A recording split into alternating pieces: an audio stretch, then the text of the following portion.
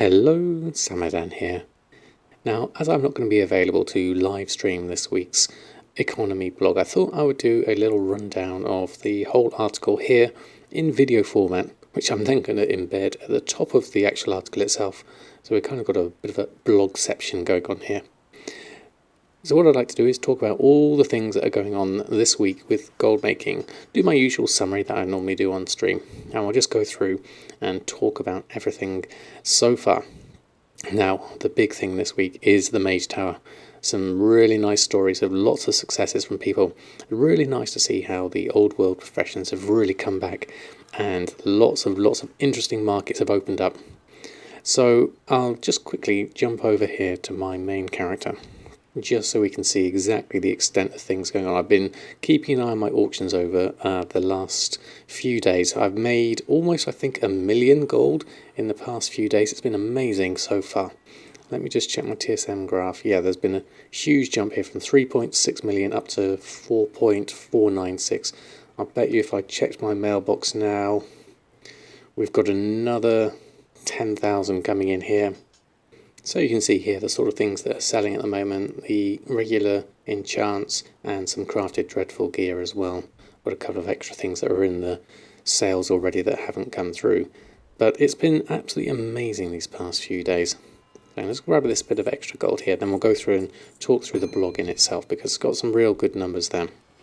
So here we have the blog number 206, and so the main article at the moment is all about this Mage Tower madness. It's been absolutely amazing so far. The past few days, absolutely lovely to see all these sales coming through. It's not just me on my server. You can look at Econs has got some wonderful results here, some really good numbers in terms of like several 100,000 in terms of this. There's a lot of potions and things which wasn't necessarily in the list at the beginning. If we go back up to the top here, you want to go to this list, the Mage Tower Timewalking Gearing Guide here on Wowhead.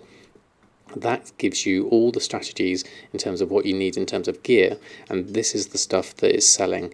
It's the, if you scroll down here, it's basically the crafted dreadful gladiators gear, and then it's also, if you go up to here and go up to the actual enchants and gems and consumables, then the other things are all the enchants here. Lots of really good things here. We've covered these before in previous blog posts, but lots of the old world enchants doing very well if you've got those.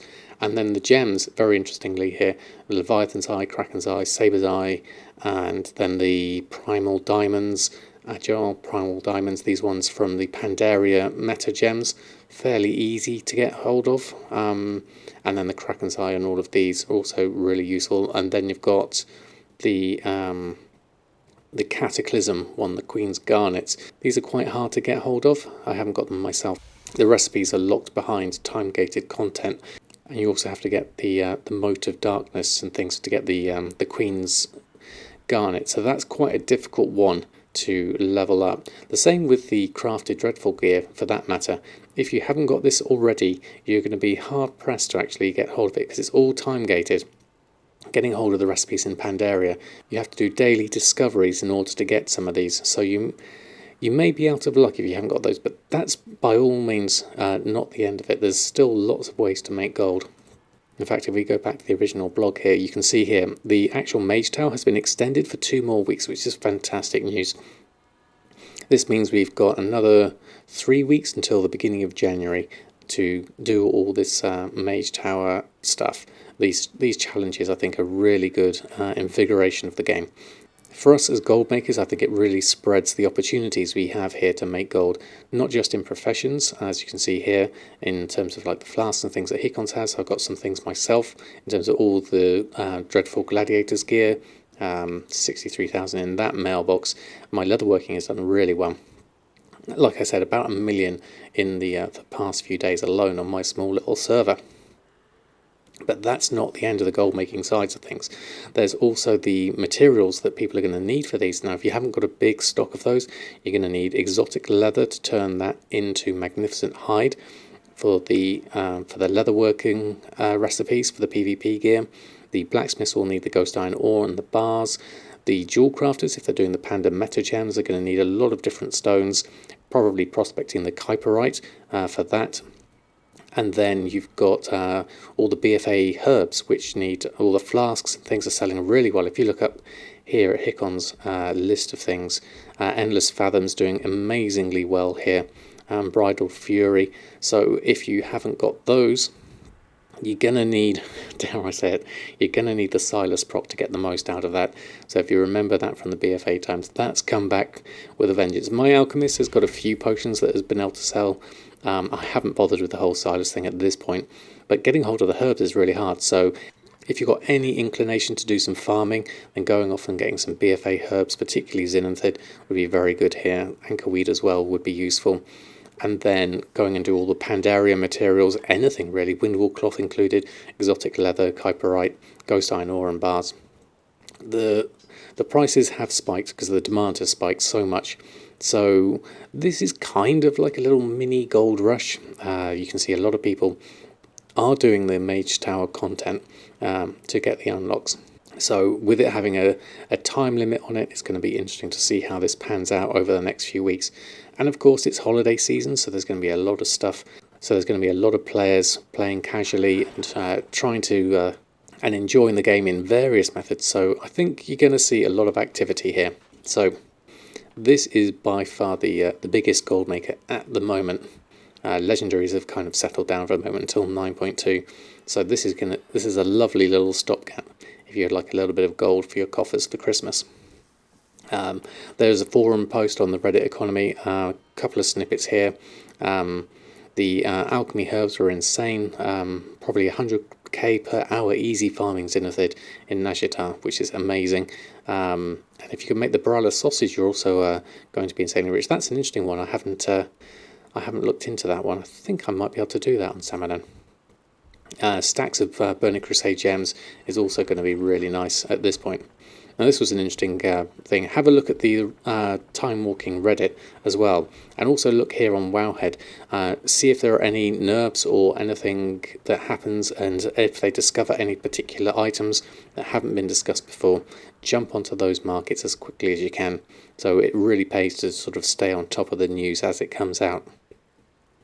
And of course Manthius has a great video going through all the items to look out for to craft and farm. So this is the gems he talks about in particular. The drums is also another thing. I've had a few sales of those myself and my leather worker. And then the actual crafted dreadful PvP gear as well. So if you want to have a look at that video, that goes through a few of the things to look out for. But it's a lovely thing to see. It's really pleasing from a person like myself who loves to do professions. I think this is a nice way to reinvigorate a lot of the old world professions, make the old world content more sort of current content, and I think this, I would like more of this. Yes please, definitely. So if you're into gold making, if you're into professions, or if you're into farming at the moment, this is where it's at. So that got me thinking, really. With all these challenges, you can see there's a lot of renewed interest in the game. You've got the Mage Tower challenge, which we've got going on at the moment. We've had the Season of Mastery, Never Known Defeat challenge. And these kind of things are great for giving you a goal to aim towards and a reward at the end. And as a gold maker, you know, we've had a number of challenges and things to aim for over time. First, it was the token. Getting enough to pay for your token, which was, you know, a challenge in itself. Once I got that, then we had the Brutal come out, and that was a really good goal. You know, 5 million gold is a huge amount of money. So that, I think, was a really nice challenge to go for. Unfortunately, that one has since been a lot harder to get hold of since it's moved to the black market auction house. I really wish they would return that. And that got me thinking, what other kinds of challenges we have? I mean, I know if you look at somewhere like data for Azeroth, you can look at recipe completion, and you can see like world rankings on that. That's kind of tied in to the gold making side of things, because the more recipes you have, the more diversity you have in the market. So, I mean, as a collector, I mean, it kind of goes hand in hand, really, collecting and gold making, because a lot of people get into gold making because they want to collect all the things, and sometimes it's easier just to throw money at it. So you can see those working together, but what other things are going to be really good in the future? So I opened this question out to the Reddit economy and had a few really nice responses from that point of view in terms of like, honestly, most I get out of having tons of gold is making other people happy and gifting your close friends multiple legendary items, which I think is a really nice thing. You know, if you do have the money and facility to be generous to your friends, then why not? You know, there's a way of being able to gift things that you earn with gold money. You can gift games, you can gift items to your friends. I think that's, you know, really admirable as a way to make use of your gold. And this post was talking about saying, you know, the challenge at the moment to continue complete earning gold, which is what we tend to have. You know, you tend to work towards gold cap or multiple gold caps. Once you've hit the 1 million mark and then the 5 million mark and then beyond and beyond from that, getting things from the black market auction house and recipe collection, as I've already mentioned. What I would really like, I mean, I think this kind of sums it up quite well in terms of good gold sinks for the future, which is what I would like. I think a gold cap mount of some kind that has some extra utility on it. There was some good suggestions of things for like Shadowlands for anima deposits and things like that. I think that was up on this one. A mount which you can change your soul binds or conduits, or something that works as a forge and amble, a cooking fire. These kind of things would be nice. Nice expensive mounts that offer utility for people. I mean, a barbershop mount, something like that. Some really nice utility ideas there. But I think that kind of like sums up the other big gold sink I would love to see in the future, and we've touched on before, is obviously player housing. I think that would really open up some opportunities there. And I think we could have some really good things with professions tying in as well and open up some really interesting new markets. So for me, I would say from a challenge point of view, those sort of things, if they were introduced into the game, I would definitely be aiming for and saving up my money towards. It's always nice to have that reward, something to aim for, and then getting something that's difficult to get, having that reward at the end, and working your way towards it throughout. I mean, that is the incentive to play for a lot of people, myself included. So I'd love to have some gold sink mounts, and in the meantime, doing our own little challenges like collecting all the things and stuff like that gives us plenty of motivation to play the game. Now, moving on, other things we have in the blog this week. Canadian TV has started a great series here on going through a series of guides on learning Trade Skill Master. I myself have done a few guides. Many people have done guides in the past as well, and Canadian wants to consolidate a lot of the things because it's been well over a year since a lot of the guides have come out. So he started a fresh new series, and I've got the playlist linked here, and then this is the actual Reddit post. So if you are new to TSM and you would like an introduction, by all means give this and the other guides a look at. So thank you, Canada, for condensing all the information here. It's always good to have extra sources of knowledge, and then you can pick the one that suits your style. Now, this was a very interesting post. This is something that I don't tend to do a lot myself. Trading pet arbitrage, where you basically buy and sell pets on multiple servers. I know a lot of people very much like their pets. It's not something, I'm not a very big collector myself, unless it's recipes. But this is a lovely rundown of all the different things you can do to get yourself set up on multiple realms. So basically, there's a few extra sort of optional extra things like being Volpera and going to the tour and auction house area and caging extra pets, useful macros. This is really interesting, specific macros to cage pets, and then making use of TSM, the Undermine Journal Global Mean to price your pets on overall region prices. This is a nice little rundown if you're starting up on a new realm, just to quickly get some seed money so you can actually start posting your pets. And then this is a little rundown of the strategy listed heavily below regional prices. Augment pets you create via crafting. Keep an ear out for content creators start sharing farming tips. Learn which pets are bought from vendors and avoid those. Fear of missing out. Time-gated pets during events, always useful. And create a pet dungeon alt to farm rare pets or resell. Some really nice list of different things there. There's a list of some useful crafted pets here that you can get hold of. A follow-up post here talking about how the caging and the TSM operations are the heavy lifting. But once you've got that all set up, then your system of going through and working through all your different pet auctions, buying them from one server, selling them on another, and that kind of thing is really nice to see. So really condensed and useful list of things to do there if you are into pet buying and selling. So I tried this week to do a variety of different things, and I think I've covered most of them there. If you have any questions and things like that, please do leave a comment below. Obviously this is all pre-recorded now, so if you want to go onto my Discord and check that out, you're more than welcome to.